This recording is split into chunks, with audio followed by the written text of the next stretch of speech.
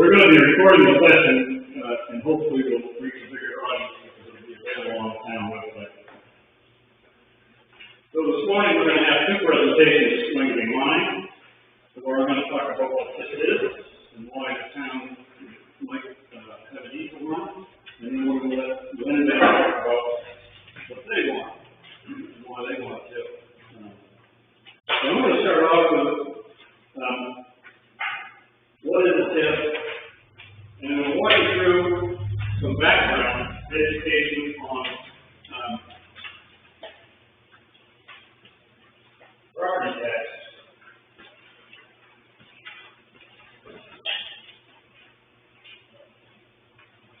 Okay, so this is, I've talked to some people in the last few days, and there's a bit of confusion about which solar farm we're talking about. Just to make sure everybody understands. This is called the West Baldwin Solar Station. It was approved, I think, a couple years ago. It's up on the north side of town, on property owned by Steve Estes and Rick Bass.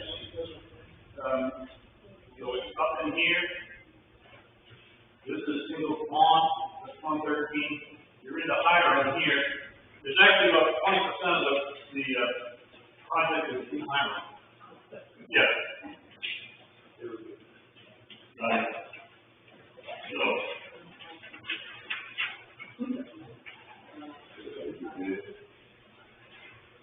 So we're going to work you through a process, hopefully it will all come to the end, where we have a common understanding of how property taxes work and how it affects the revenues of the town.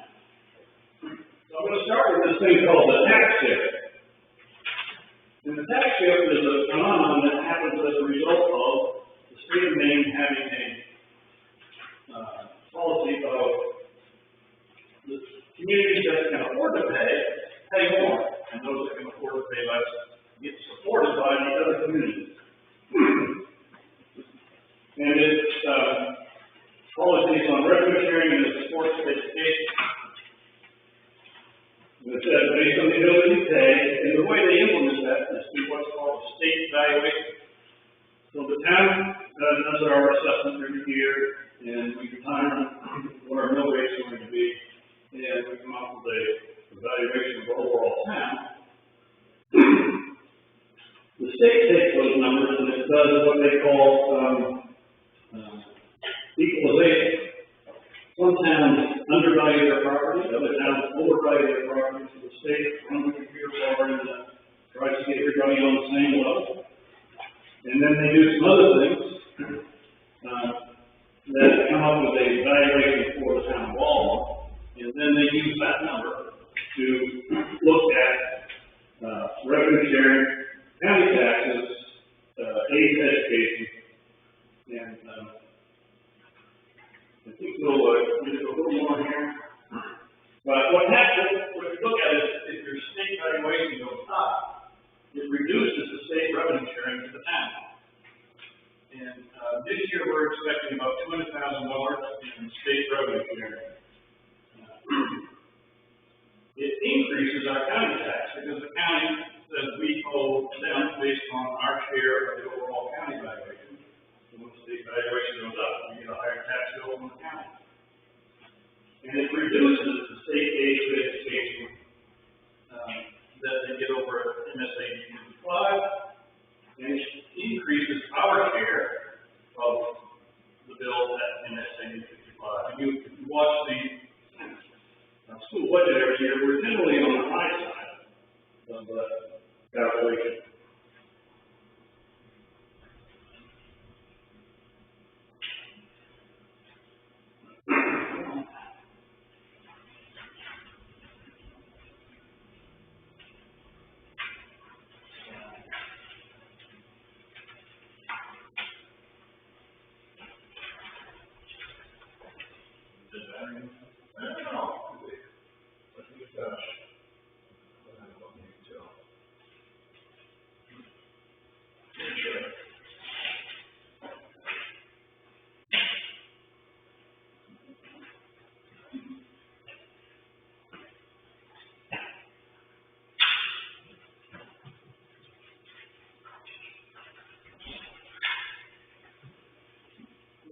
the bottom line here is, if you look at the tax bill implications, it means that for a dollar increase in revenue that we get from collecting taxes directly, it's reduced back to about 50 to 70%, or between 50 and 30% of that due to tax shift, because we end up getting hit by increased contributions to the school, increases in county taxes, and a reduction in revenue. This number right here, by the way, is not exact, because I think it's different for every town. It's different for every town's valuation and where you fit within the town, within the jurisdiction, but that number is to be determined, but it's significant. Here we go. You got it? Yep. Oh. You use the remote control board? I think the battery is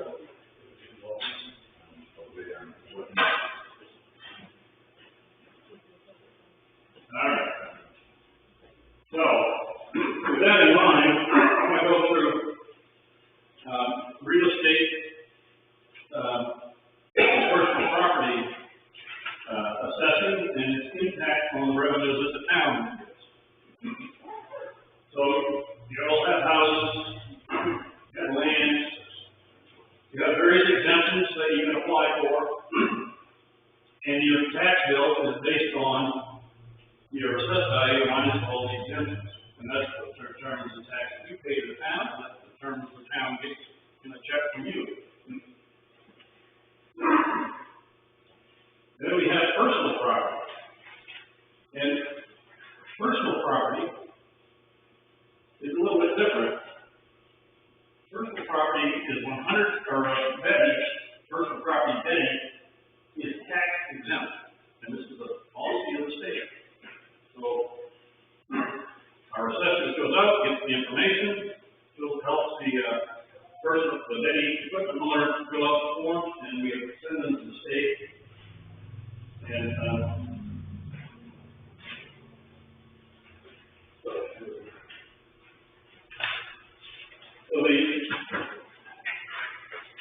so then the state sends the town a check for 50% of the revenue that we would have collected if we could tax it at 100%.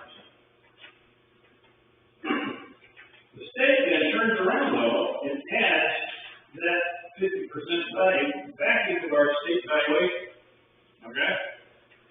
So they said, all right, we're going to give you the 50% of the revenue, and you have to go in and pay a little more. So they add that back into our state valuation. That starts getting our taxes. So we don't get to keep all that. So the business owner, you have to understand, the business owner has paid nothing in property taxes. The town has paid nothing in property taxes at that point. For the Betty equipment.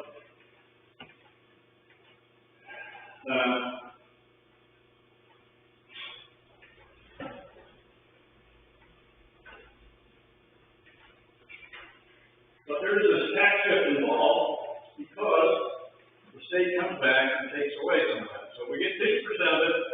If we get to keep 30% of it, that means we're only really netting 15%.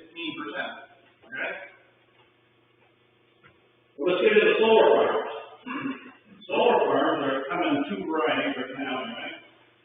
One is the 5 megawatts or less, and that they bill their energy to a customer versus going into the big mix at CNG. Those are 100% tax exempt by the town. That's state law. Then the town receives a check for 50% of the lost revenue from the state. So the solar farm owner has to pay any taxes to the town or the state. So it's a pretty good deal for them, I guess. The exempt solar farm equipment does not decrease the state valuation.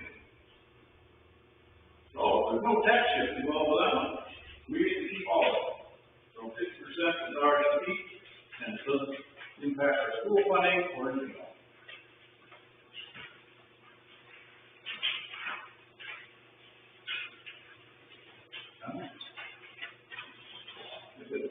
ones that are kind of become square fighters.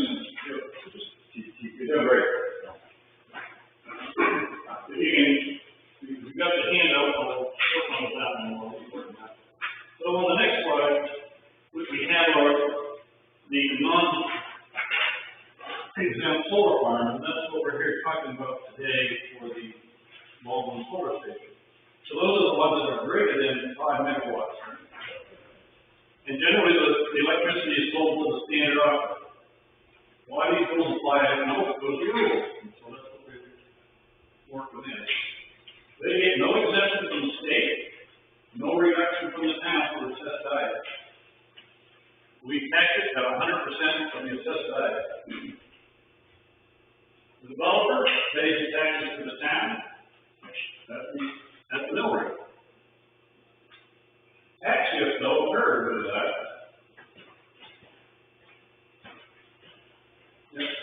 The tax shift occurs there because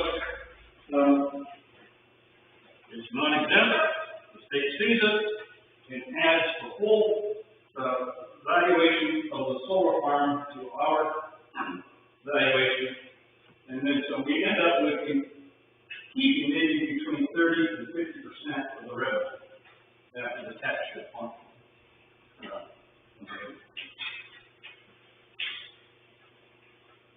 I don't know. Every time I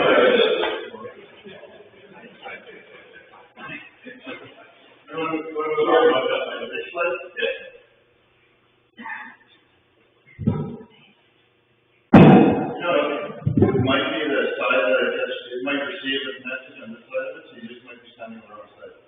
All right, so slide one. This one. Go back one. Okay, next one, then, please. So what I've done is I just put here a quick ranking of how the projects in town stack up in terms of returning revenue that we can spend on the town budget. So if we have a new Betty equipment project, we end up needing about between 15 and 25% of the revenue. Because the state gives us 50%, but they turn around and take some of the rate back. A new house or a building, that gets hit by the tax shift. We get to keep between 30 and 50% due to the tax shift. So a non-exempt solar farm, again, we get to keep between 30 and 50% due to the tax shift. An exempt solar farm is really good. Now we're going to keep half of it. And now we're going to get down to the meat of the issue with a TIF. And the TIF allows us to keep 100% of it. And so now we'll get into the discussion of what a TIF is. But with a TIF, the town keeps all of it. So next slide.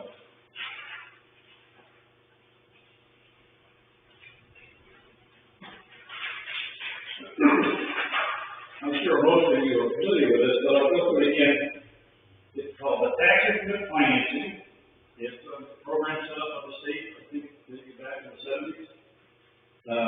You draw a line around the dollar and say, this is my TIF district. And for this, we're talking about the West Baldwin Solar Station. So then any increase in value after development is shielded from the state valuation. And therefore, it's shielded from the negative impacts on state revenue sharing, education sharing, county taxes, and any other special school district computations of sharing. It's invisible. We explained before, revenue sharing, what happens with the taxes. So with the TIF, the town retains 100% of the added value revenue within the district. The caveat is, and there's always a caveat, is there's limits to how you can spend money. Next slide.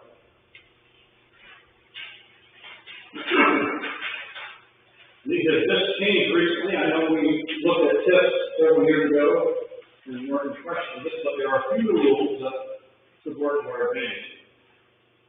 The first is it can be spent on costs associated with improvements within the TIF district.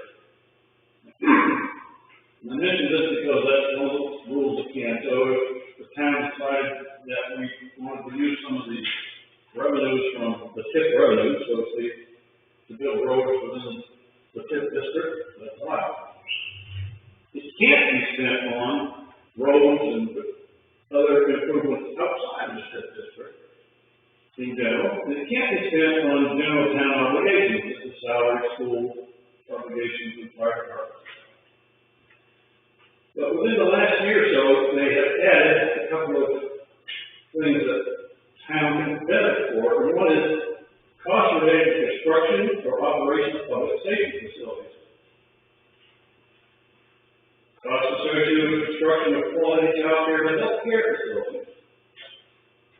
And broadband expansion in residential areas, recreational trails. So those are areas that I believe Alden could have some interest in. And we can also spend money on a credit enhancement agreement. If you know what that is, that's credit enhancement is where the town shares some of the revenue from the TIF with the developer. And that's what Glendale is going to talk about next. But let's see the next slide. So, just to summarize, what's the value of the TIF development? We retain our tax dollars within the town. We get 100% of the tax dollars. We get to fund projects that otherwise need to be funded out of our general fund. And I point to specifically the fire department buildings. You don't have it yet, but there's a fire department study that's available, I think, online. Is it wrong? Not yet. But it pretty emphatically says at least 2 of the fire departments need to be replaced with the building. Child care and health care facilities, renovation of portions of community centers. This building, we've been in now for, I don't know, 8, 9 years. We've done not much to it. There was not much done to it by the school department before that for a number of years. It needs some work, and we could spend big money on that. And the other things, the broadband expansion, is also there. So, the bottom line is, there's money to be had. Well, we can use the money. I hate to just walk away and say we don't want to do it when there could be a significant amount of money for town. When you think about the various categories of revenue that we have, we could at least double the amount of revenue we get out of this project, and maybe more, by applying a TIF. We just let it go, and, the tax happens, and we turn that revenue away. But with a TIF, we get to use it. So that's my presentation, and Lisa's going to do next, and after that, we'll have the question and answers after the presentation. Go ahead, Rick.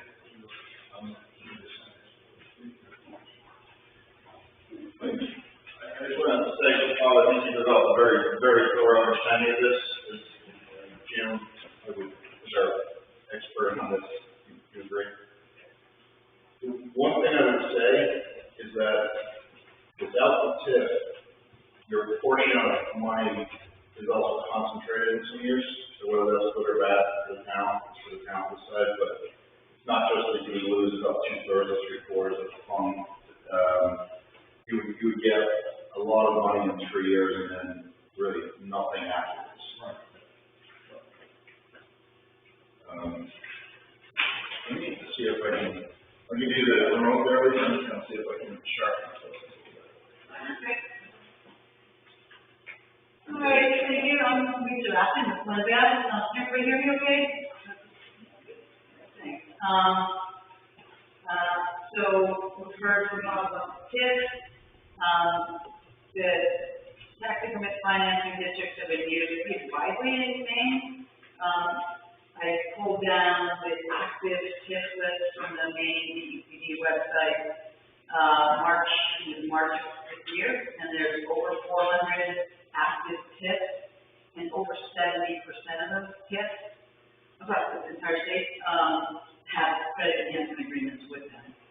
So I just leave with that, just kind of give some context that typically when a development comes into the community, you know, and a TIF is built around it, that there's like a need for, you know, credit enhancement, to go with the development. And, so thing, so I can get this to work. Not you. Why do you wait on me? Hey, if you should ask. I would be happy to. Thank you. All right. This is a rendering of an aerial, of this actual project. It's kind of difficult to see, but, really what the message here is that it's not going to be seen from any, roadway. So, you know, it's pretty well tucked away off the road. So, just to give a quick overview of the project for those who are not familiar with it, the goal here is to provide clean energy, reliable energy to the main ratepayers while protecting the local environment. And that's what Glendale's goal with any and all of our projects that we develop here in Maine. West Baldwin Solar Station is located in Baldwin and Hiram, as I mentioned. About 80% of the project is in Baldwin, and the other 20% is in Rutherford and Hiram. So the numbers I'm going to be presenting in a few minutes here are just strictly for Baldwin. So when we talk about tax revenues, you know, 80% of the project value, excess value, will be taxable in Baldwin. We've leased the land from the two property owners, mentioned before, about 120 acres in total. And then the energy is going to be sold directly to Central Maine Power. We have a 20-year contract with them, which gives us, you know, basically makes the project financeable. Imagine building, you know, housing and having, you know, having the houses sold even before you've developed or built them, right? It's kind of akin to that. So that gives some good assurance that, you know, there's economics. So there's at least one line of the cash flow analysis that is certain that Central Maine Power is going to build, that's going to buy this energy for 20 years. It's 17 megawatts, 37,700 roughly panels. A lot of solar panels, a lot of truckloads, you know, the conversion of truckloads, but fairly sizable project. Largest project in this area, you say? It depends on whether the local project is struggling, but if the local project's built, that would be, otherwise this would be. Okay. We've been permitted, system members of the planning board here, the project's been fully permitted. It was very thorough process. They became satisfied in that ordinance, including view shed. We are views that there's no, it's not visible from off the property. All right, so, it's energy equivalent of roughly 4,000 in Maine. So, next slide. Next slide.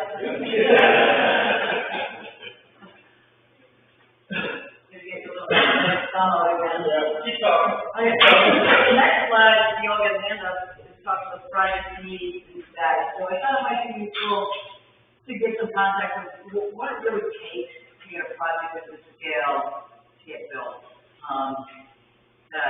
Much more, actually, much more not complicated, but riskier than I would say, like a housing development for sure. So there's four main areas to get construction, and then there's like one really integral aspect, which is the operating expense, like what's the cost to operate against that revenue that you're going to get for operating it. So the four main areas for getting it ready to get built is you need to control the site, right? So you usually have to go through a purchase of land or lease of land. We have a lease, we have an executed lease. So we have what we call like control of the site. So that's a good thing. That usually gets us going on spending the most significant dollars in the development. And keep in mind that development of a project of this scale can take 3 to 5 years. We started this project, in spring of 2019. And so we're looking at three years, and we're probably a year away from breaking ground, at least. So we have an energy contract I mentioned. That wasn't just handed to us, right? We actually had to compete in an RFP process that the Maine Public Utilities Commission held that had 2 years of doing this. Tranche 1 was in 2020, tranche 2 was in 2021. We went into tranche 1 in 2020 with this project, and there were 75 bidders. There were 15 bidders awarded contracts, were selected and executed contracts, and this project got a contract. This project is extremely competitive. The energy rate was, I would say, within a penny per kilowatt hour, $30 to $40 a megawatt hour, if I'm recalling correctly, and we just kind of like threaded the needle, in other words. So we didn't just get lucky. We did a lot of research into what it's going to cost to build a project, what it's going to cost to operate a project, what are other projects in the area that are selling energy for, what do we see there? There wasn't a lot in Maine, so Maine was being fairly new market. We had to kind of like look around all of New England and see comparable energy rates. And then there's things like renewable energy credits, which is a forecast of revenue, which again is a bit of a crapshoot because you don't know supply and demand when you're going to get paid for a rep. And you know, other variables like what's it cost to actually interconnect to the grid. The utility charges you for whatever, you know, substation equipment or upgrades to the line. You don't know that in advance. We certainly didn't know that in advance of submitting the bid, so we won. We got awarded. Great news. We keep going, right? Because now we have variable resilience. The interconnection approval process, that's with both ISO New England, which is a regional transmission operator, and Central Maine Power has a review in that process as well. That takes 2+ years, and again, you don't know whether you're going to come back with cost that's prohibitive and it kills the project, or you get something that is like, you know, reasonable and work within the economics. The status of that is we're still in the process. We still have work to do. The interconnection cost came back as part of the completion of the study that I know you did, and it's higher than what we anticipated. So we're working to kind of mitigate that. On the permitting side, Amy mentioned that we got our conditional use permit in Walden. We also needed a state permit. We got the state permit, and there was some federal jurisdictions as well. So the project is fully permitted and kind of just sitting ready, but for other important things such as interconnection, which you know, which played a kind of swing role. And then, so those top four items get us to be able to build a project. And then, in order to be able to successfully run the project, we need to have good management control of what it costs to, you know, keep the lights on, quote unquote. So, the property tax portion, we estimated at the time that we bid the project for the energy contract to be a certain assessed value times its mill rate here in Walden, looking at depreciation of the equipment, looking at fluctuation of the mill rate, and then also looking around and see what other solar projects and renewable energy projects are doing, and were they getting credit? Were they getting some kind of tax credit enhancement? And in fact, we found that they were. We found Sanford Airport, a solar project, 50 megawatts, got a credit enhancement agreement with the TIF up there, and there were others. And so we looked at that information and we said, all right, this line item, we could probably we could probably go to the town and work an arrangement where this project gets a TIF, you know, and for the benefit, to the town, we're shielding that 50 to 70%. We could have some modest savings on the tax revenue, and so we made an assumption, and that's what we based that energy rate on. And if not, like if you carry the full tax obligation, that energy rate that we would have had to bid would have been higher. And we may not even have gotten the order, right? Because we were like, you know, like I said, ready in the deal. So the status of it is we're here today. We're here today to like inform the town of Baldwin that, you know, about what a TIF is, which Bob has done a great job at, and why we need a credit enhancement agreement, or why we're, you know, we're hoping to get support for that. Next one? Next slide. So exciting. I mean, we gave us one. When you weren't looking at it, sure worked. Yeah. And this is the last slide, so Jamie, if you want to jump into other things. No, let's wrap it up and then. Yeah, okay. I mean, other than push the button. All right, so this slide is about what the impact will be for doing a TIF and doing a CPA. So if you were to do no TIF, obviously there's no credit enhancement agreement that goes with it because they go in and but if the town were not to do a TIF, Bob talked about 50 to 70%. We actually, I think about a year ago, we hired Jim's team to look at to analyze what percentage actually would shift for Baldwin, and that's going into like the value, you know, looking at the state valuation records, looking at the county taxes. Actually, I got a chance to peek at the spreadsheet that came over from Jim's team, and it was quite comprehensive, more complicated than I care to try to digest. But the point is that Baldwin's tax shift is just at 70%.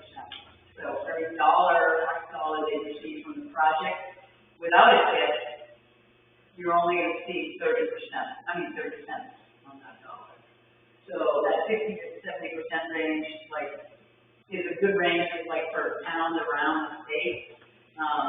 But towns are like over 70%. So here the numbers you can see. This over 30 years is projecting $2.3 million in tax revenue. New tax revenue from the project. Without the TIF, maybe pointed on that, without the TIF, yeah, it's there. There's no credit enhancement agreement, so that second line is there's no cost to it, you're not doing a credit enhancement agreement. And your tax shift is $1.6 million, so you net $700,000. If you were to do a TIF with a CPA,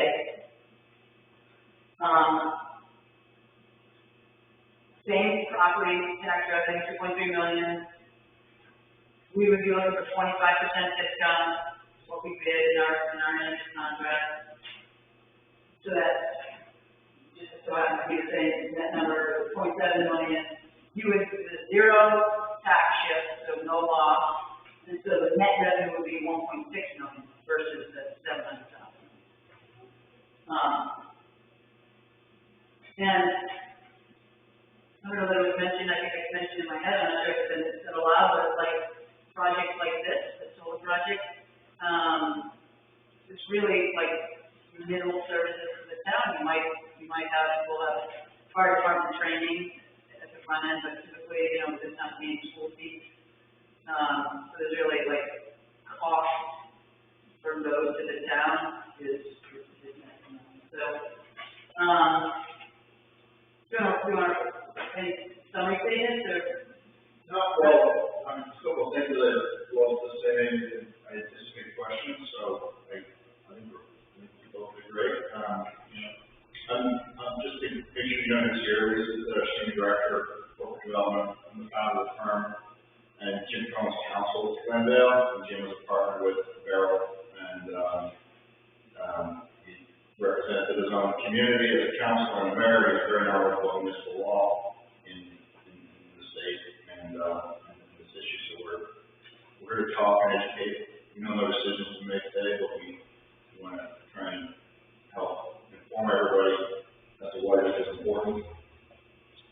Okay, what I'd like to do when we get into the question and answer period is I'd like to have a moderator, one Blake, so he can moderate the works. And so if somebody has a question, say, who you have a question for, either Glenn Dale or myself, and then we'll answer. Apologize for the introduction coming at the end. I think I was so flustered by the remote control. All right. You want to press Thank you. what slide do you want us to sit on more? A picture of the project? Anything you want. Let's start with numbers. The numbers aren't. I like the one with color pictures, so it's your show. All right, we'll do the color picture. No. If you want, you start off with your question if you have any. I'll leave it at the end. Okay. You bet. Lately I've been a migrant moderator in the Dick Slagle town meeting, Parsonsfield, got a special coming up. We got one Wednesday night at Brownfield, where I'll be moderating. And I was told that they've got 4 selectmen candidates up there, and things are so riled up there that one of their selectmen candidates has a no trespass order preventing control on town property. That's gonna be fun. Okay, let's get our own business going. Questions, comments? Yes, sir, Paul. For the energy provider, their contract with Central Green Power is 20 years, as I understand it. Is that a rate negotiable over the period, or can you find a better buyer if that buyer comes along? No, it's fixed. So we have a starting rate of 3.9 cents a kilowatt hour, and it escalates every year. And in the current market, that was a below market price, so not much, but where energy prices are now, that's way below market. We would be defaulting on the contract to sell the energy to somebody else. So we're fixed at that rate. So you anticipate that there wouldn't be other buyers come along, I'm just thinking of down the road, there must be other people that are going to be competing for your energy. Not for the first 20 years. After that contract rolls off. You guys are locked in CMP for 20 years. Yep. It's a marriage. Yeah, we're not here to complain about our business, but we price that based on a whole slew of what we thought financing and construction costs would be. And financing and construction costs are both higher because of inflation, but our price is fixed. So that pressure falls on the product. When, for you all, in a very small way, you're all benefiting from that low rate. Because Central Maine Power buys the power from us, less than from other sources. Their portfolio is reducing costs a little bit. That ultimately ends up on rate curves. Just to put it in perspective, last year when prices were normal, you were paying about 14 cents a kilowatt hour to deliver power to your houses. Now with the increases this year, you're probably paying 18 or 19. And we're selling the energy to CMP for 4. They add some other services, so that's 4 becomes 12, so to speak. But this energy is considerably cheaper than what you're buying from Central Maine Power right now. So our rates are going to go down from Central Green Power. Yes, but only slightly because versus the whole state, this is a small project, but there's 20 of these projects being built. So overall, it's going to save rate very much. One question. Mark, 2 things. One, I just want to check my math that this 1.6 million is for 30 years, so for each year it would be about $5,000 spread out savings and the bulk of it. We'll take that. That's a great question. Do you want to ask your second question? Okay, the second question is, why did the state create the TIF program anyway? If it ends up being a loss to them, what was the motivation behind creating it? And we can deal with questions one by one. We don't have to deal with them. First question. First question, they're both good ones. Jim's going to answer the second one. The way we presented the TIF is that we would get a discount every year or a rebate every year. The personal property, it depreciates to zero. So if you actually look at the annual payments graph, you see a decreasing value, decreasing tax payment.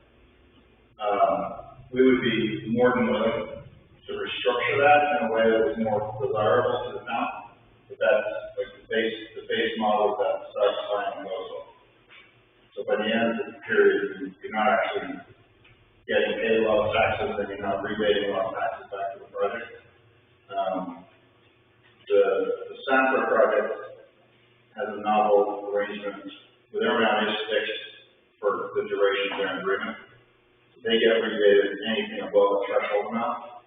So if they pay $1 million, their rebate threshold I think is $500,000.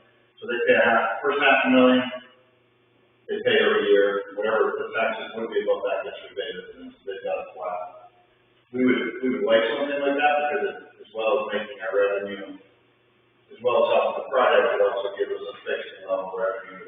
We're not trying to, that's a complicated provision, so we're not proposing that. But if the town did, it would be very receptive. So the 1.6 million is over 30 years, so that if you were to average it out, it would be flat, it's $52,000 a year.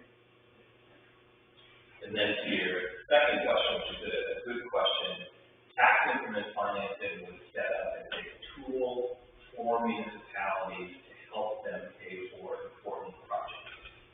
And it's a powerful tool.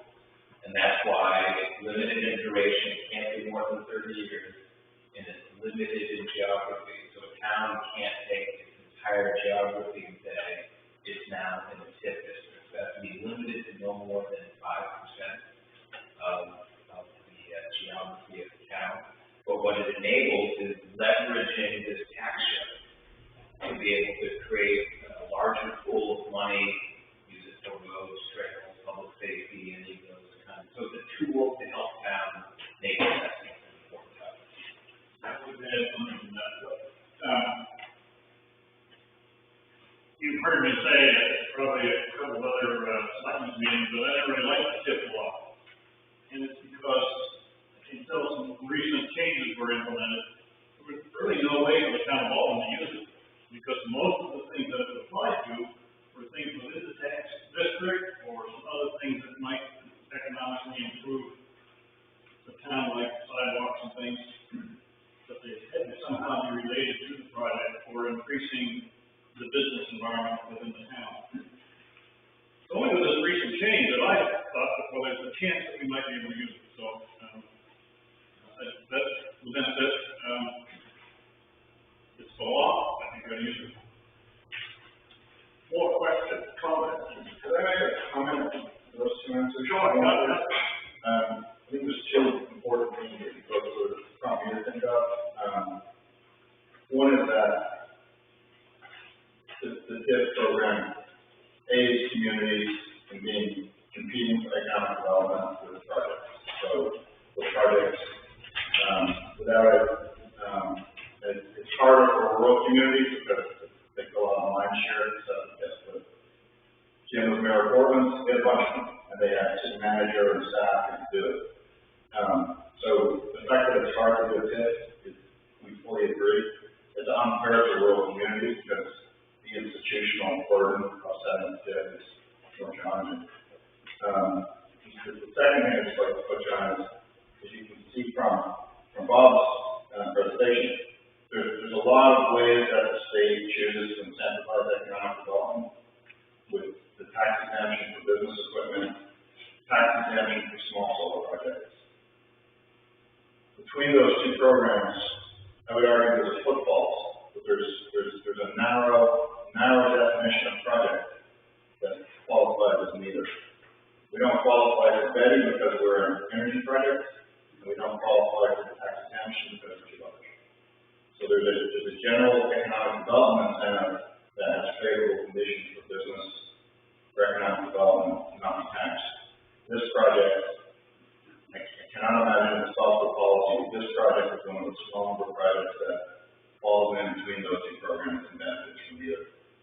And that results in us having an enormous tax burden. We don't build a project, there's no tax burden, but you don't get paid. So that's why we're sort of seeking this arrangement. Other questions, comments? Mr. Delonge? Where is Glendale headquarters? We're in Boston, Jamaica Plain. Majority of our projects are in Maine. We've got projects in New Hampshire and a project in Connecticut that we're developing.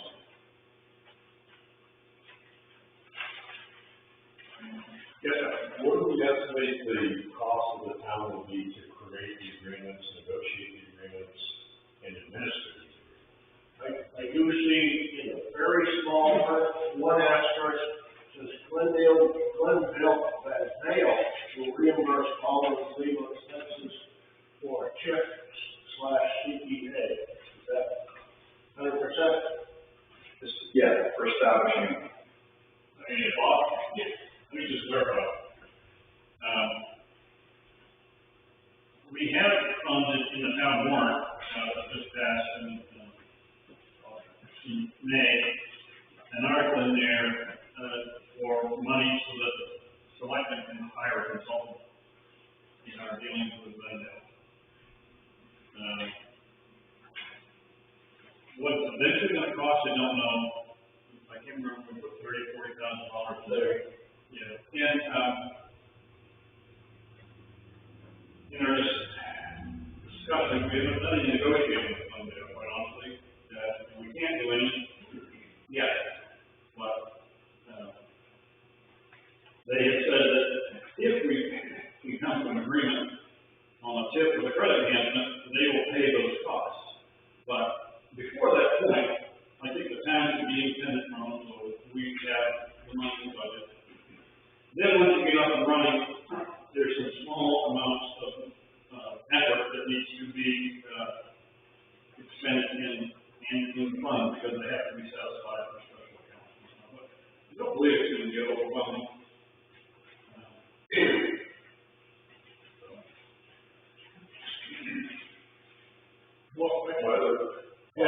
My other question is there any risk to the town?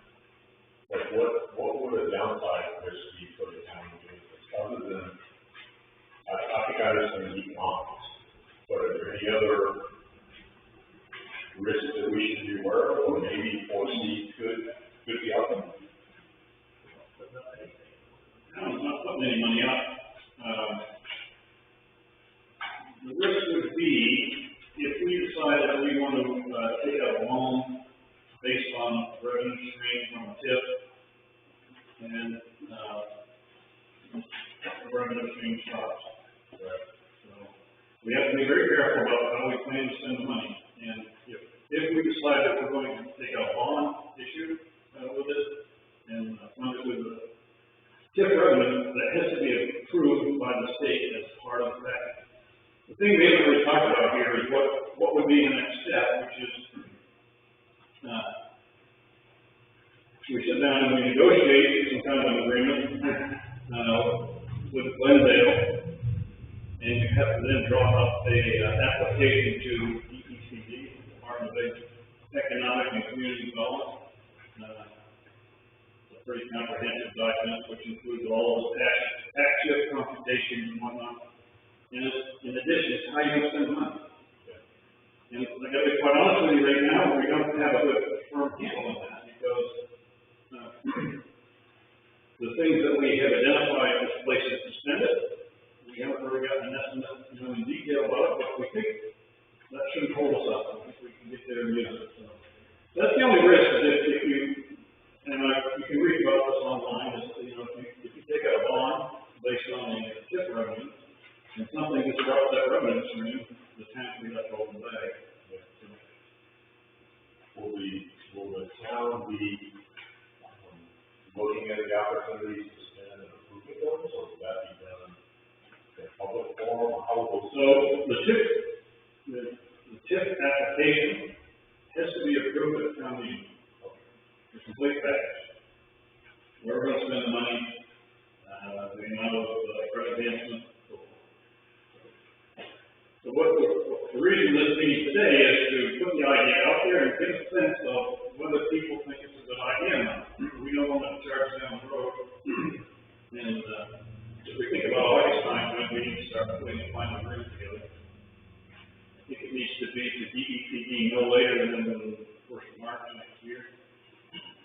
So we don't want to get down the road and the townspeople say, no, it's a terrible idea, we don't approve it.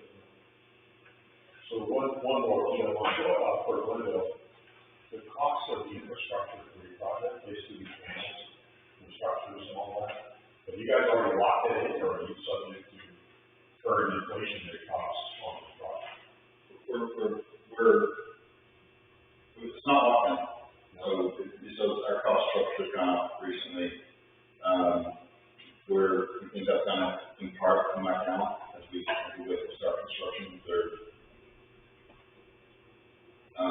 You've asked a couple of questions. I feel like Jim probably has thoughts on it. I did, so we might try and take a moment. But as an example, until 2020, a shipment of container of solar panels that come from Asia to the U.S. cost a penny a watt. Last year it was costing us $6. This year it's down to $5. We think it's going to go back to a penny.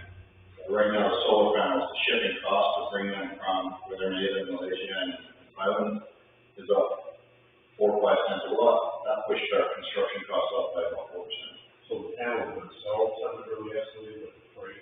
The panels have to. The panels have to. Same thing. We think they're in the process of rectifying back to where they were in 2019, or they're on a downward track. But that right now, if we're to try to build a project today, we lose money. Lose a lot of money, but we think that situation is recoverable over the next 18 months. So that's, that's a risk that we face. So there is a significant timing issue for you guys on when you pull the triggers. There is. So we've got every agreement that Lisa mentions has its own timing constraints. So the municipal permit, both towns graciously extended the permit, but they run right now through May of 2023. We don't start construction, we don't pull our building permit by May of 2023. We would probably have to get our municipal permits issued again. State permits are good, federal, we have an Army Corps permit, they're good for a while. The power contract with CMP requires us to start construction by a date certain. We think they'll give us another year and a half, so we expect to ask for that. The interconnection agreement will have a date, so trying to line those obligations up in a time frame that works for the project that's our job. But we have some work to shop for sure. I think you'll find that, you've got 2 years to get shovels in the ground or posts in the ground. I think you'll find that I was chairman of the planning board for a little over a quarter century. I think you'll find that the renewal project, the renewal process is pretty easy. It's a quickie public hearing. Somebody will call it or go like that. Don't worry. We'll hope so. We already did that once though. They told us the second time would be tougher sledding. So. Well, they need a guy on the plan. Okay, sure. Good question. Because I'm not too familiar with the project. Is the access to the project off 113? Yes. Thanks. Yep, and we have a main DOT permit for that. We have to get the street entrance permit. Did you have questions on? I think you covered it. I thought you touched on some other. You mentioned something about the risk question. Yeah, that's a good one.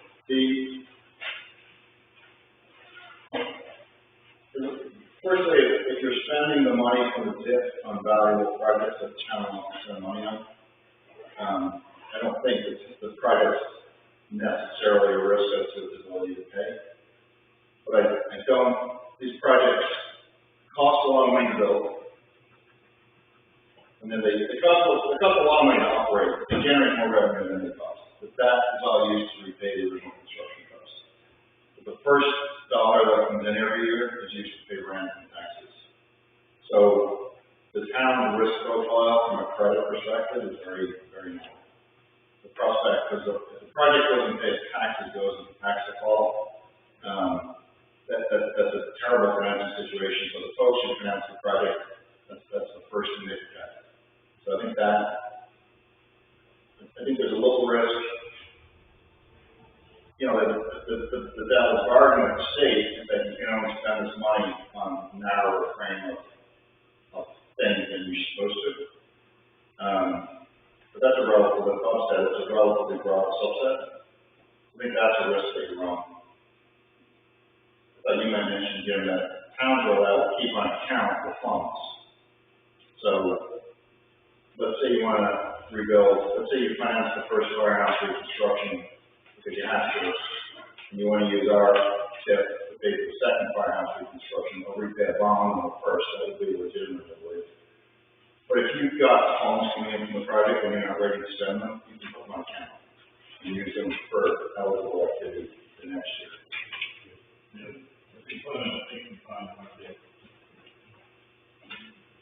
This is what. I have a question, what is the approximate lifespan of the solar panel? And what happens to it when that lifespan is over? Does it get cleaned up? Does it get left there and abandoned? I have concerns about that. Good question. That is covered in the permits. The state permits and most municipal permits require the projects to have a financial plan to decommission. Our state permit requires us to have a bond against that plan. So prior to construction, we'll have to post a bond, and that bond remains in place until the project is fully decommissioned at the end of its life. And how long is that like? It could be as short as 35 years, it could be longer. Our leases allow us to go longer. What you would see happen is that sometime around 30 years in that instance, we would still have a major construction project to remove the old equipment and install new. The equipment has a lifespan of about 30 years. And are there any environmental issues related to the solar panels themselves, as far as having materials to provide them or anything like that? There's not in the panels we would use. There's a type of panel that has a minimal amount of toxic substance. These panels don't. They're encapsulated in glass on both sides. Broken modules have to be recycled. The solar panels have to be recycled. That's a state law as well. The two sheets of glass and an aluminum frame. So by weight, all that can be recycled.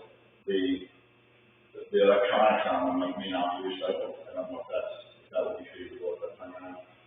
It's actually with a topic of conversation over the last several years at the Energy and Natural Resources Committee of the Legislature, at the DEP, and so the Maine Municipal Association, and a bunch of groups have talked about it a lot. And I think what Katie described is the end result of all of that, that there are rules and policies about decommissioning and making sure that there is a plan for what happens with the panel, not limited to here, but stable.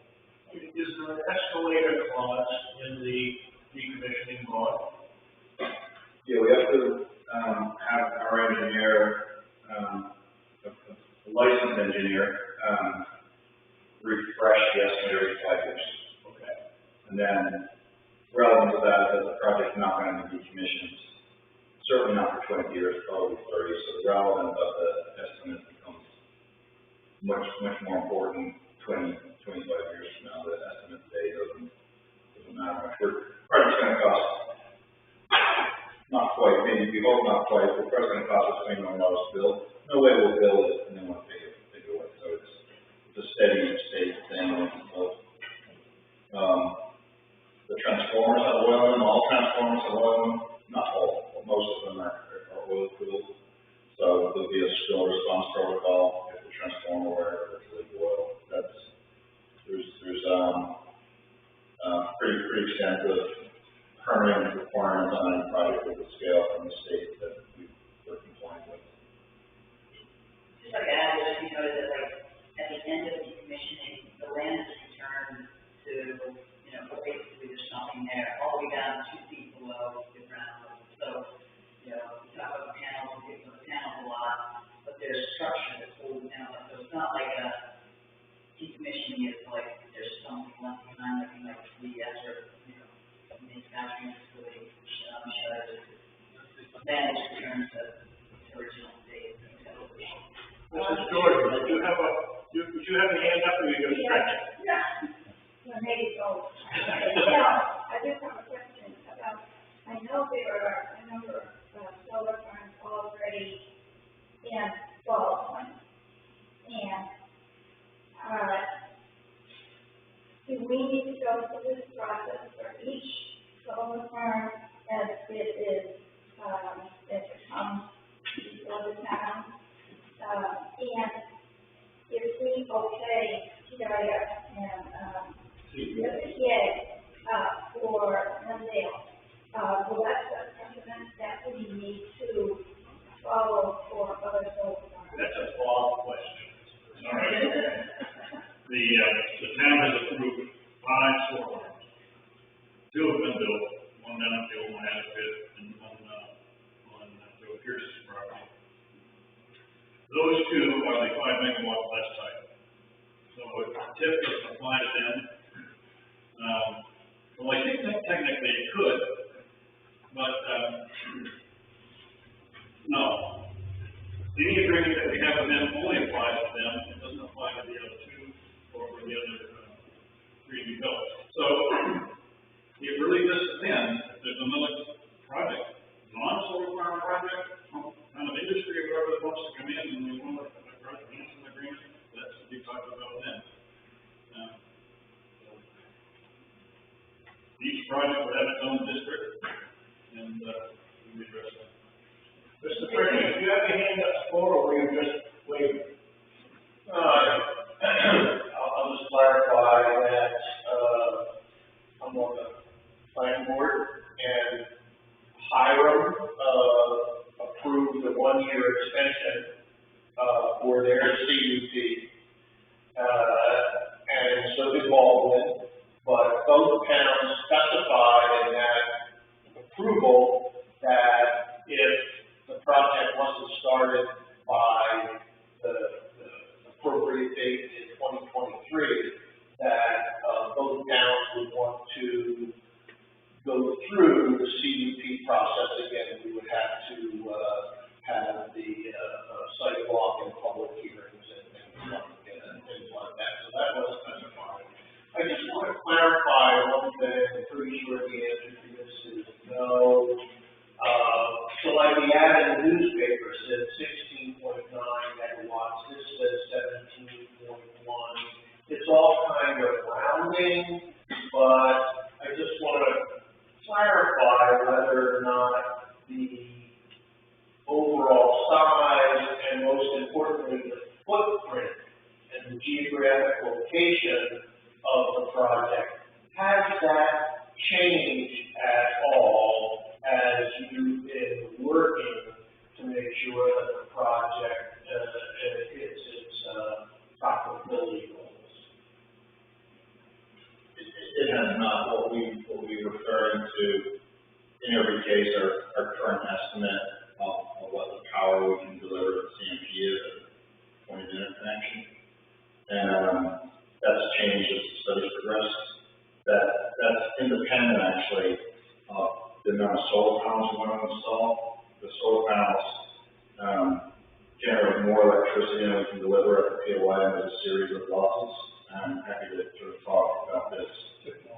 Yeah, maybe best suited for a sidebar, but the panels we want to build, the panels are what we want to build.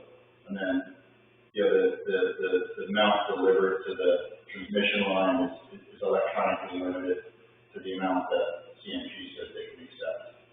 So that number changes. No changes to all the work we did on the view shed. No, there's always a possibility we would omit some of the modules.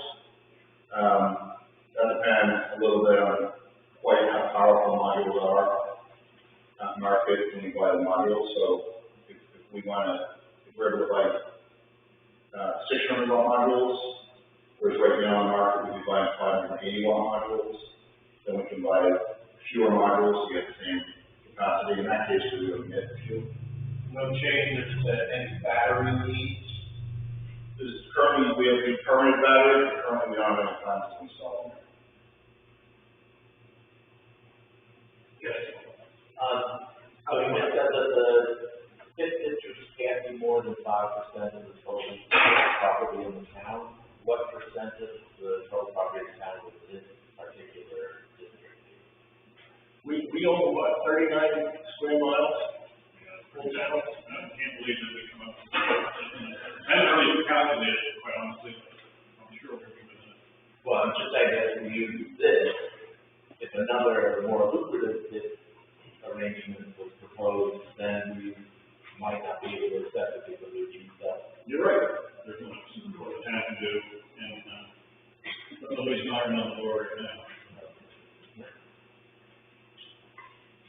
On the district, I think one thing that Bob admitted is, the district doesn't have to be contiguous, nor does it have to be very big, but the district doesn't have to be contiguous.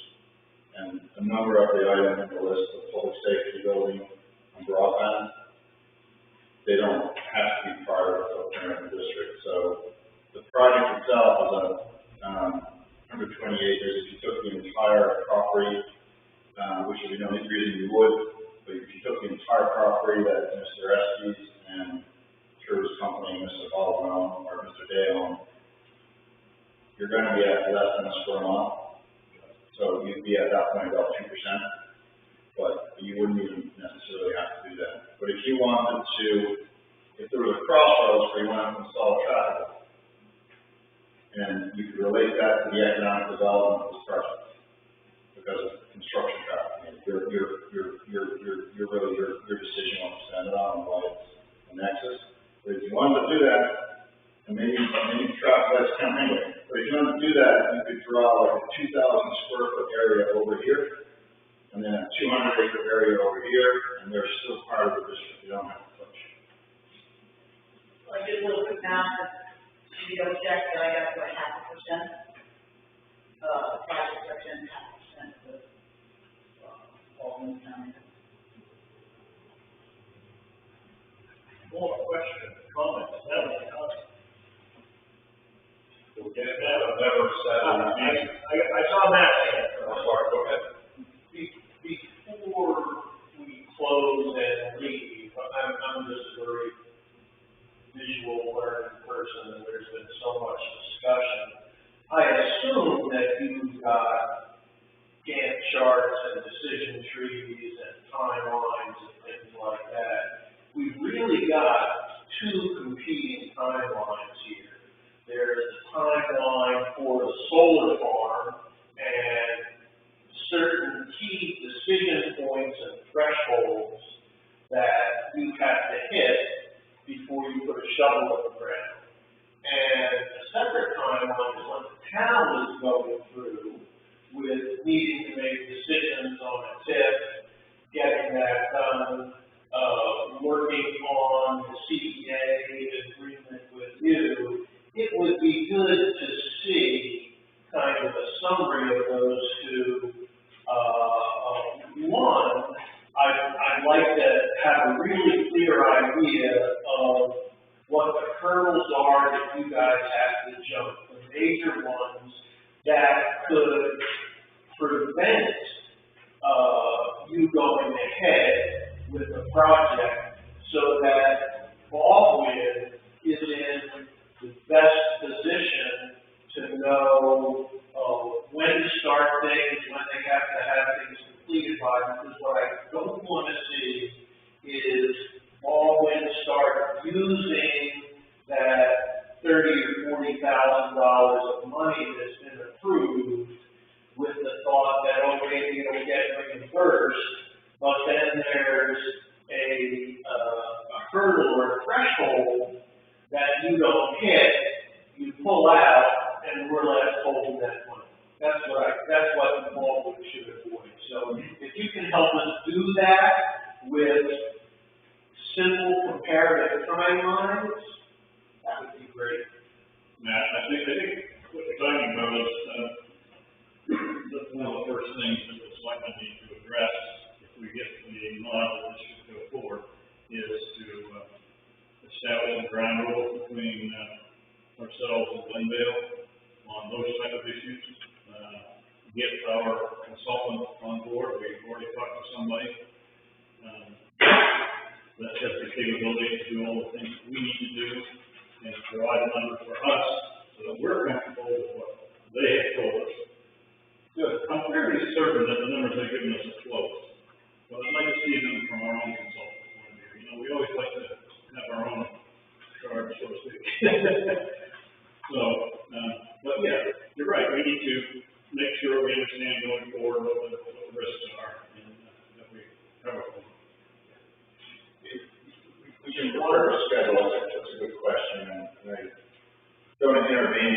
your relationship with your consultant, but the 30 to 40 sounds like a really healthy number. So my guess is that you're not going to have that much exposure. I saw that, I can't remember the exact wording, but I saw that the administration, President Biden's administration, was talking about some issue with importing solar panels from Asia that sounded like it was not going to be beneficial to solar projects in the U.S. and was that trying to shift acquisition of solar panels to U.S. manufacturers instead of Asian manufacturers? I'm sure you're on top of this, but what's going on with that?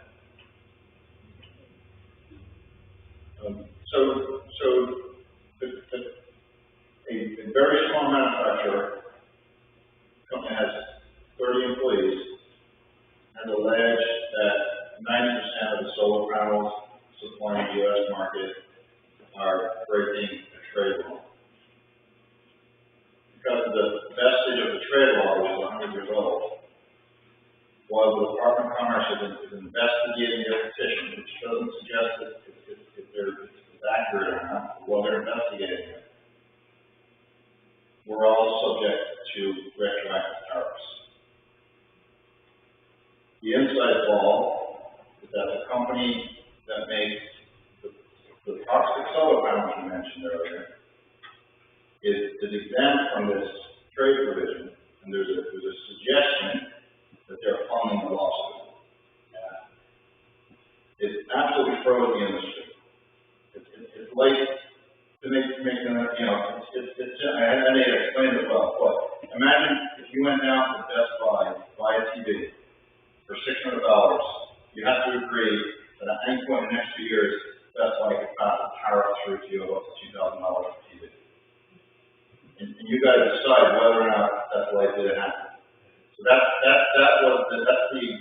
So what the president did is he passed an executive order to say that those tariffs will not be applied retroactively. The Commerce Department, staff members of the Commerce Department who are non-political, are supposed to look at the facts, look at the law, make a judicial decision essentially. So it was good news. It's really distressing that one of the companies in the industry benefits from this essentially an competitive action, and then they almost certainly funded it. Or with high likelihood funded it. So it helps us. It's one of the major provisions in the supply chain. So now we have much more likely that we understand how much our solar panels might cost. And then it takes about 2 years to build factories, so hopefully there will be factories built in the U.S. and we're buying equivalent quality panels for equivalent price made in the U.S. But right now, a fraction of the panels that we need are made in the U.S. Just to add, there may be industry speculation. We don't know for sure who's funding what, but that's just sort of speculation. I don't envy you trying to manage the cost of the project and what you're eventually going to wind up paying when you put the shovels in the ground. That's pretty I complicated. think what Dave explained makes it sound as though like we're like the uncertainty, but there are other variables in the market that really bring the uncertainty back into it, like supply and demand.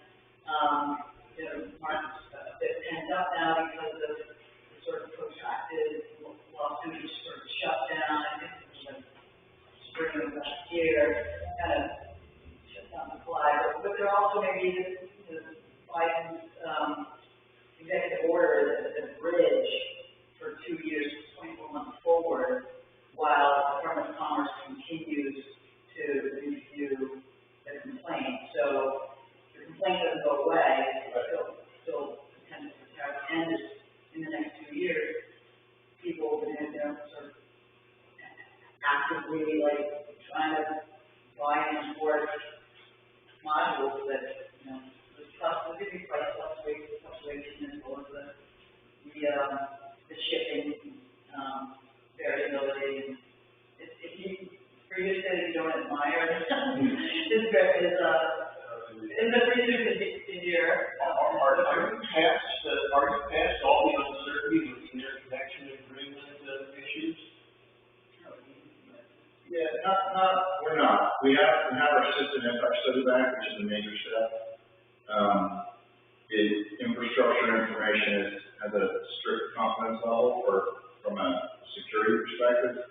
So we can't talk about that too much publicly. What I can say is CMP says this project works, it can be interconnected safely, but they're saying that some lines that aren't even close to Baldwin are impacted by the project. So we have a long discussion we have to have with CMP to dissuade them, hopefully, at that position. The other thing I was going to add, I think as we talk about interconnection, as we talk about solar panels, in the end, I think what we're talking about is a partnership. And developers like Glenvale face risks.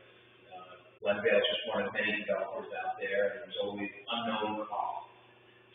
But I think what we're talking about here is an opportunity to partner to make it more likely that the project can go forward, can benefit the town.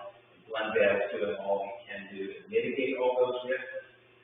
And I think the suggestion earlier of trying to provide more information, I think, helps with that partnership. Thank you. Any more questions, comments? Yes. Can you describe briefly what the operation of the facility is once it's completed and running? Like, what are the activities or what does it take to run this facility once you have that running? Yes, it's fairly straightforward. It's a three components. There's a quarterly maintenance program with like a vehicle, with minor and major maintenance steps. So the transformers and inverters will have an annual maintenance that's more involved than the quarterly maintenance. That's one. Site maintenance is the second. So the site will be mowed twice a year, and access will be plowed during any meaningful snowstorm. So access has to be maintained all year round. And then the third component is if there's any equipment failure, which would result in either a major or minor service visit to repair. So if it's remotely monitored, so that if a group of solar panels were coming operable, that could be detected, and based on the scale of the problem, service call will be booked. If there's 4 inverters, so if an inverter fails, a quarter of the project would be down, so in that case, a service call would happen probably the next day. If a group of modules, which represented about 10% were detected to be inoperable, we might not even fix them. I mean, we would fix them on the next quarterly visit, but we may not be economic to roll the truck and fix that. But it depends on the problem. It's mostly those two planned activities and responding to anything unexpected. So there's no permanent routine staffing at the site. I mean, it's a scheduled visit to do certain functions.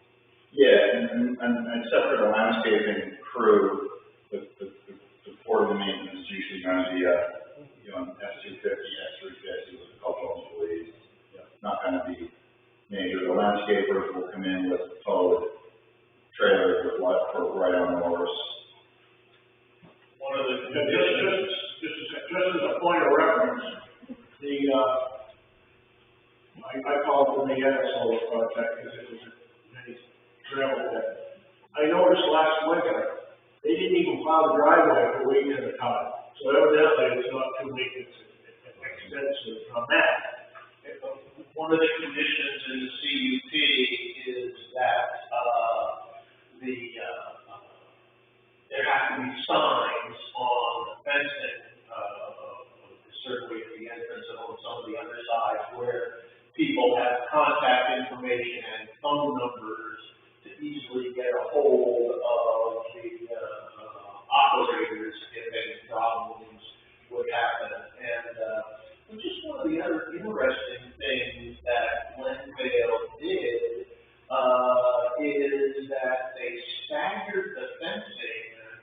raised it or something to allow for the passage of wildlife through the property, which, I think was unique, amongst all the other solar farms that we've been dealing with. Pretty cool. Which they pulled up around my vegetable guidance. No, already voted in, eating my potato plant. I lost all my sunflower sprouts. Further questions? One last one. Sure. No, this is information, don't be shy about asking questions. The only concern about it, I think I would ever have is a major hailstorm. What's the potential for damage and what's mitigation if that happens? They have to be insured, we couldn't finance the project without hazard insurance, there's per limit. There was a major hail loss in Texas. I don't think the insurance companies see New England as a particular hail risk. There might be a sub-limit for hail. What hailstorm that you might expect in this area, the panels can take that? Yeah, the hailstorm was a serious hailstorm in Texas. It was dangerous to people to be out in. It caused micro-cracking. It didn't actually break the panels, but it hit the panels hard enough that it caused slight cracks to form in the cells. The insurance industry is very sensitive to that issue, but they don't view New England as a particular risk there. But are they really glass or is it polycarbonate? Glass. Okay. It's a special type of glass, has an anti-reflective coating, they're factories that just make glass for solar panels. After we built the project, let's say the whole project cost $20 million to build. The panels themselves are about $6 million of that, we hope. After hopefully the costs stabilize to where we thought they'd be. So our insurance would be planned to cover that. And if there were a loss,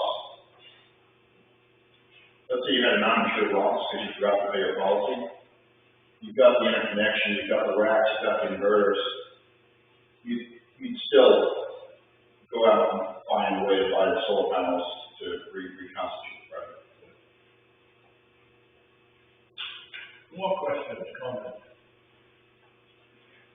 Go ahead. And I do one more quick. I Well, it's free, it's all free. Do you have to clean the panels, the surface of the panels routine, or does weather or rain clean it up? In a sufficiently wet environment, main counts, we dump them. So there's some places you would clean them off. Some places you have to clean them off. I can give you my personal experience. I run my house on solar panels, 100%. And you can look up there times of the year, it's pretty green looking, you're looking at it from an angle, it washes right back. I want to go back to the moderator's comment. I don't know who that project is, and if that's not appropriate, we would plow. You have to plow to safely operate the system. You have to be able to get the major equipment all year round to maintain it, to repair it. So maybe it was their first year, maybe they're cutting corners and nobody called them on it. We would not expect that to happen on our project. And Steve Estes owns the land and he's going to plow, so I don't think we could not plow. And your money involved, we'll take it other time. Further questions, comments? All right, I'd like to thank everybody for I'd like to recognize myself for a comment. Okay, go ahead. I'd like to recognize myself for a comment. I'm going to step away from the authority of the podium because I believe it's appropriate to do so. So, Norm, would you like to make a comment? Yes, I would. I don't think I can recognize that guy. I'm 100% in favor of all of these solar plants.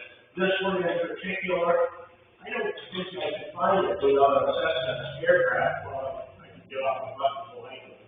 But I don't see any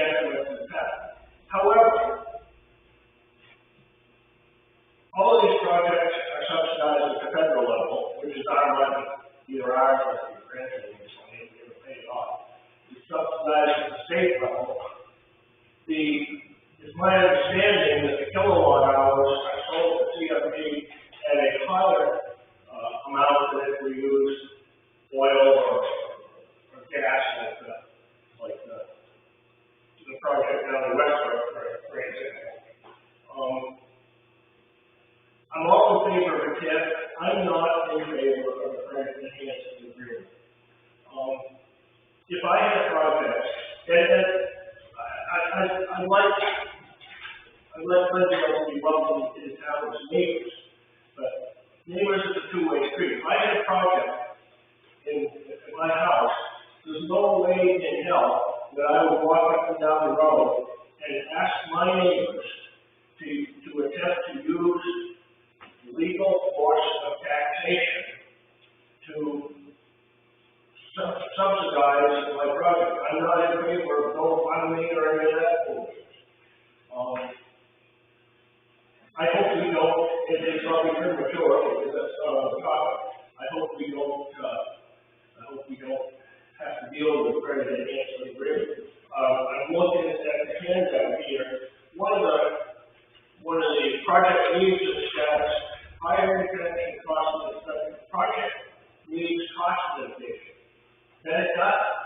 I don't know if I can ever remember being on a project in the companies I work for that came in that budget, and it always goes over budget.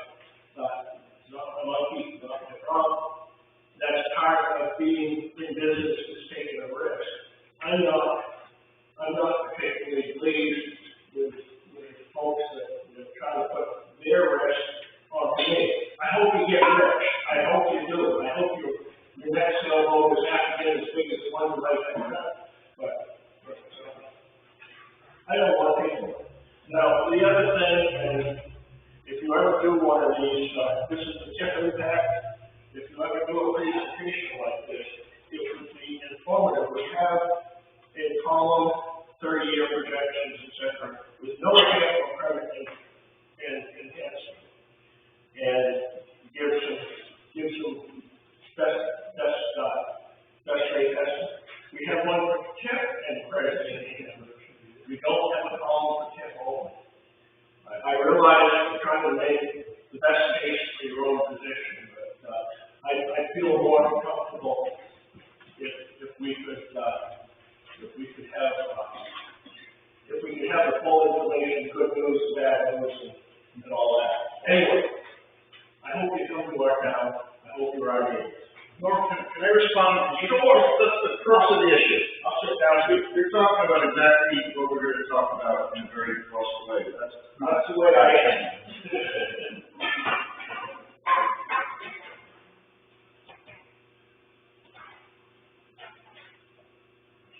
You're right, and I thought about that myself, about adding a column. But the only difference between those two columns is whether the project gets this tax reduction or not. Yeah. I think you can all do that, right? And it's, instead of being a $700,000 tax reduction, this bottom line is $2.3 million. Yeah. So you're right. That's a worthwhile exercise, but it's a very simple organizational idea. Again, I like it plainly stated, and tell me the bad news, but I can work with it. I think you should respond to the thoughts you have. I want to make sure I express a couple while I'm still angry. But the first question, one of the first economic comments you made, federal tax credits, I'll come back to that. Good one. This energy is not more expensive than the energy device, less expensive than the energy device than CFP. Right now, the wholesale price of power, right now, because it's priced on an hourly basis, in Maine is $60 a megawatt hour. We're selling the energy for below 40. 60 below. Yesterday was $40 a megawatt hour. You divide that by 1,000, you get cents per kilowatt hour. They're just metric measurements. So it's inescapably, unarguably cheap electricity. And we work our butts off to find the best possible project where we can build at scale and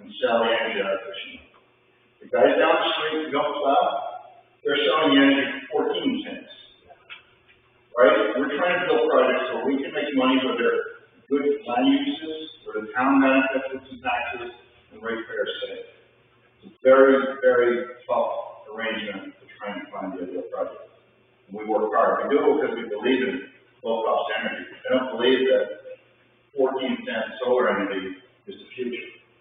Because after you buy the energy for 14 cents, you also have to pay to deliver it. So it becomes 28-cent solar energy.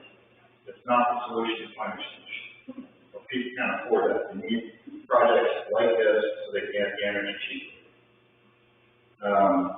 Which essentially leads us to the counterpoint to your position, which is that these projects are extraordinarily sensitive to their cost structure. The towns don't need this much taxes from a windfall project that might not happen, and we can't afford to pay it. And when we bid the 4-cent power to the state, we have to make a reasonable assumption of how much of the tax rebate it was reasonable to negotiate with the town. That's what leads to essentially a proposal where we split the difference. So no TIF. If we build a project, you get about a third of the money, and the state gets 2/3 of the value. With the TIF, you get 2/3, we get a third. So we're splitting evenly that slice of the pie that goes back to the state.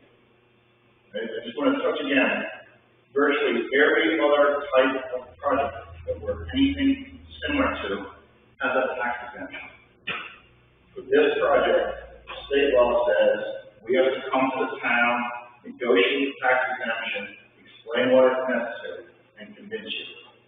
We may not have done that today, but that is essentially why we're here. You're absolutely entitled to be skeptical or to say you're against it. But this isn't the same thing as your next door neighbor asking for a tax break. This is a project that may not happen. I am skeptical, but I'm not against.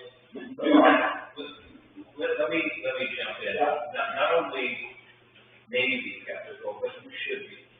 And I've sat in your shoes because I've been the one as an elected official listening to developers come forward as a municipality. And what I expected as a municipal official is, tell me why I should share my money with you. And so you are exactly right to ask that question, and it is incumbent on us to help the town understand why. And I would go back to that column that's missing, because the missing column is the tax increment financing without a credit enhancement agreement. That presupposes that there can be a project without a credit enhancement agreement. If there can be a project without a credit enhancement agreement, then we wouldn't be here at all. Because the credit enhancement agreement is key to that partnership that I was talking about. And we talked a lot about the financial risk that the developer had. One of which that they priced into their project was that there would be a reduced expense for taxes because of the credit enhancement agreement. So you pull that leg of the stool out. Now all of those other risks become much more intense. And so the worry is, without that credit enhancement agreement, can the project go forward at all? The answer is no. Then there's no tax revenue, there's no TIF tax shift. So to put that column on gives it a life that it doesn't really have, which is why we focused on the TIF with the credit enhancement agreement. The other thing I would say is, as an energy lawyer, I work with projects like Glendale, which are grid scale, and I work with those other developers who are also in town. Those are net energy billing projects. The legislature just put a moratorium on net energy billing projects because they're expensive. Where there is a subsidy that comes from ratepayers, but all the people who said those projects are expensive and we shouldn't do them anymore pointed to projects like Glendale and said that's the answer. No matter what side of the aisle you're on, people said grid scale solar coming in at 3 and 4 cents through a competitive process. That's the kind of power that we do need in Maine because it isn't subsidized by Maine.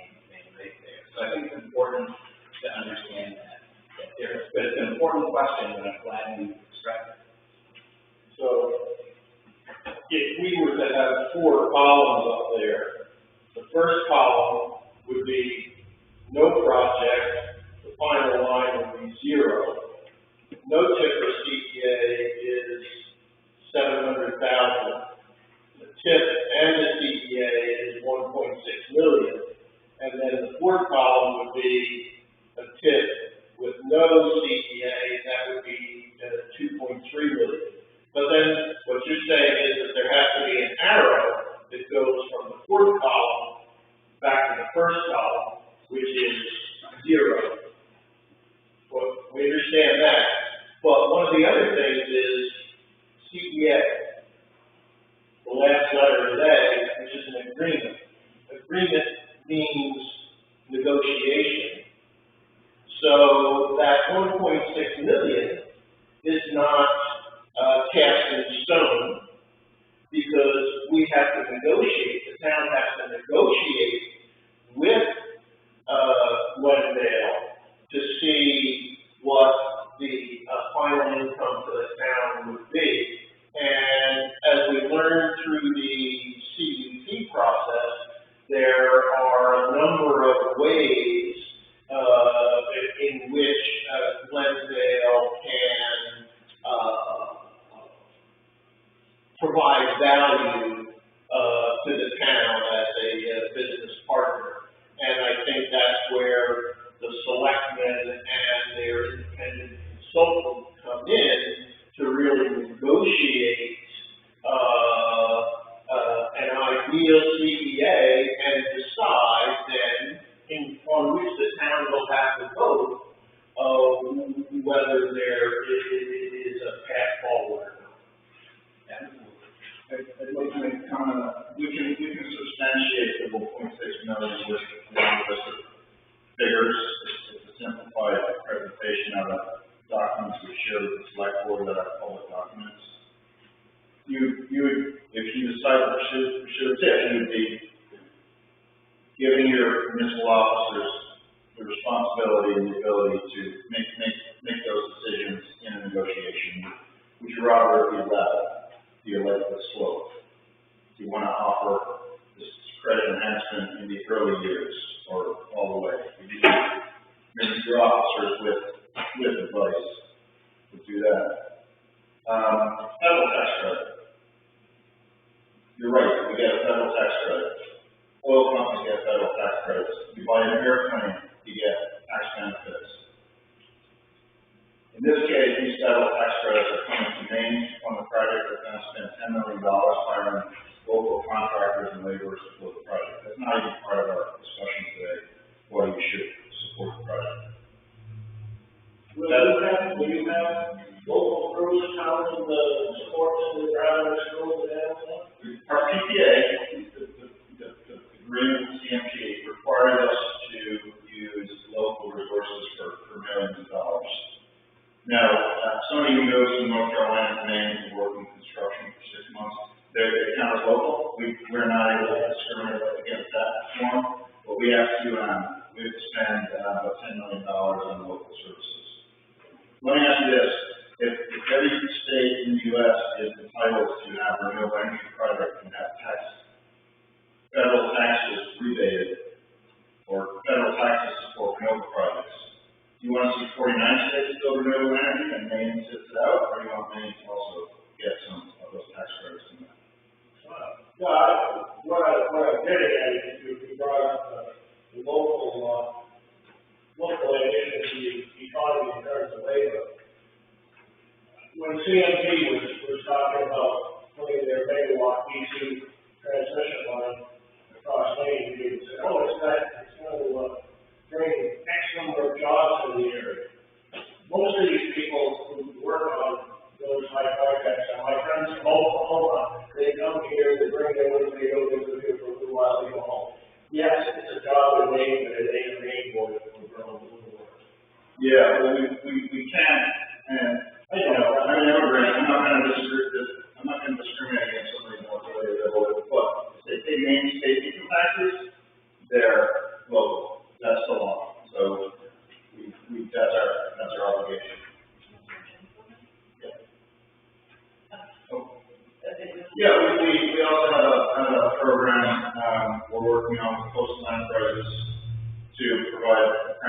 to Maine residents, including people who are disadvantaged from having a job.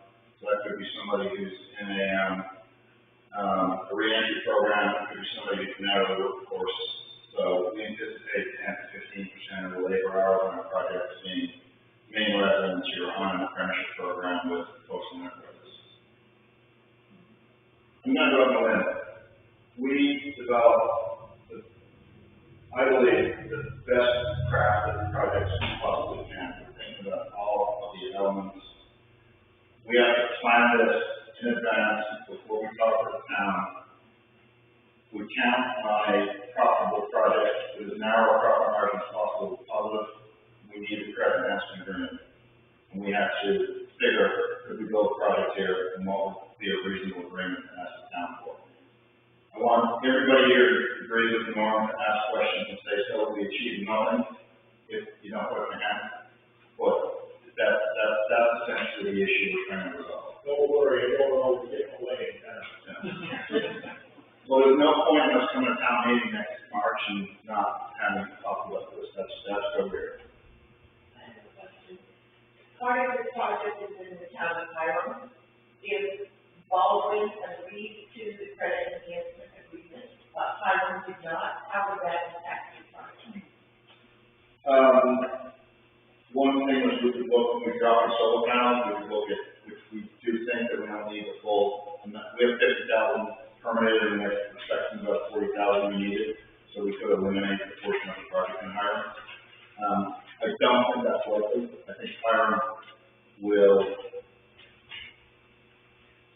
I don't know if the words in their mouth, because they're a democratic institution too. I think they will likely, I think they are likely the same arguments that appeal to Baldwin County, and I think will appeal to Hiram in a similar way. Actually, the Republican like that. The reverse is true, by the way. But I don't think we're going to be able to build a project without the CDA, but if we can, I guarantee you, the panels we drop are going to be the most problem. Because we cannot do it. I just want to make a comment here. The numbers that are shown here in terms of revenues, they're based on a 70% tax shift. Back to that. In preparation for today, I had a conversation with the email with Maine Revenue Property Tax Division. And what he essentially said was, they can't really tell us what the tax shift is, because it depends on the valuation of every other town in the state. So ours goes up, somebody else's goes up, tax shift might not be as big, so it might even vary from year to year. But I think pretty well that this is a close number. I did some calculations myself, and I very easily got to 55%. And that was just for the school-related stuff, because that was the easiest one. Some of the others get pretty complicated, so but I think those numbers are close. I think the comment that you had, Matt, which is this will be a negotiation.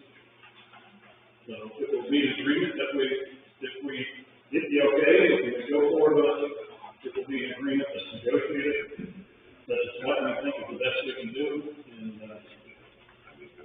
we'll have to get a vote on it. Well, what is your comment moving ahead? I mean, it appears that time is of the essence. Well, there is time of the essence, and Lisa and I have talked about that, because at one point I became concerned that maybe we were behind the eight ball already.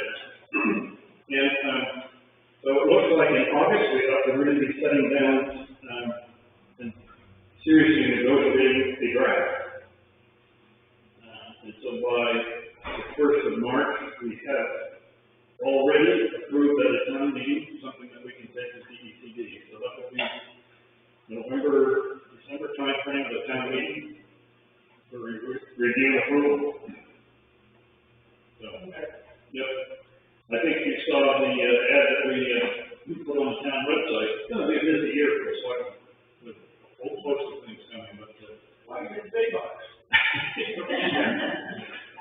So, one of the major reasons we're here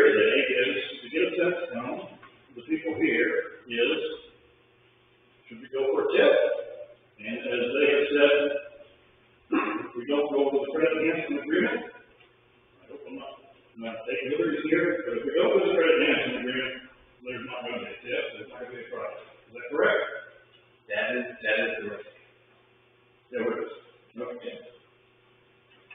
We're not gonna say it's 100% because we don't give up easily, but I think you should consider it as a very, very material risk. All right. So, can you get a show of hands here, or some people who think it's worth, sitting down with Linda and negotiating a TIF with a credit management agreement? Let's see, 1, 2, 3, 4, 5, 6, 7, 8, 9, 10. And those say nay? And those who abstain? 1. I know you got the same. You're just in the middle. So, this presentation is going to be available on the town website, and maybe we'll get some more feedback. The one concern I have is it might not be a representation of the town, but, Well, town meeting is your democratic venue for that. that's right. So, we'll put our presentation on our website, we'll add a column that Norm asked for, we'll put it up next week. Thank you very much for coming today. Thank you, Lisa. Thank you, we're delighted. It's a privilege to work on projects like this, we enjoy it, we want to see them built. That's what makes the whole thing worthwhile, and, you know, the two favorite parts of my job are walking around the wooded sites and coming to towns and find those.